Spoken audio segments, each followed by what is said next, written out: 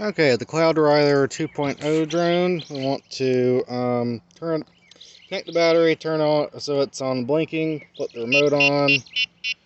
It'll then when it's solid blinking, it's synchronized.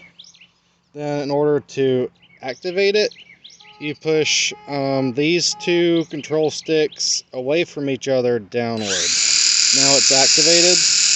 Now it flies like the Snaptane drone. This right control stick being forward, back, left, right. Left control stick being altitude and rotation. And then you push down, like you're pushing a button down on this right control stick to initiate the auto land.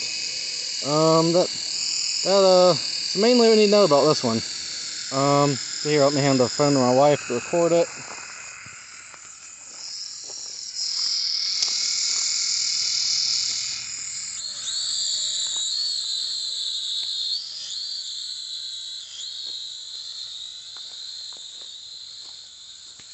So the right control stick, once again, is left, right, forward, back. Then the left control stick is up, down, rotate left, rotate right. You can push it forward on the right control stick and then steer with the left one.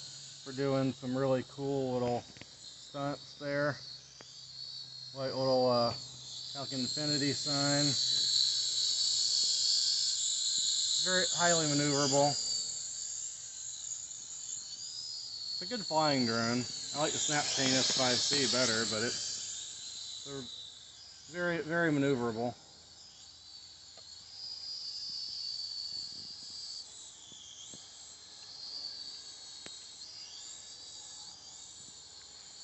It has a button on the remote to turn the lights on and off, which is cool for stealth mode. That button is the middle button on the right. So now we want to land this thing.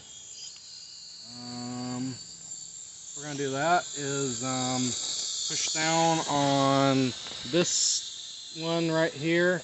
Push down and hold it for a second and a half.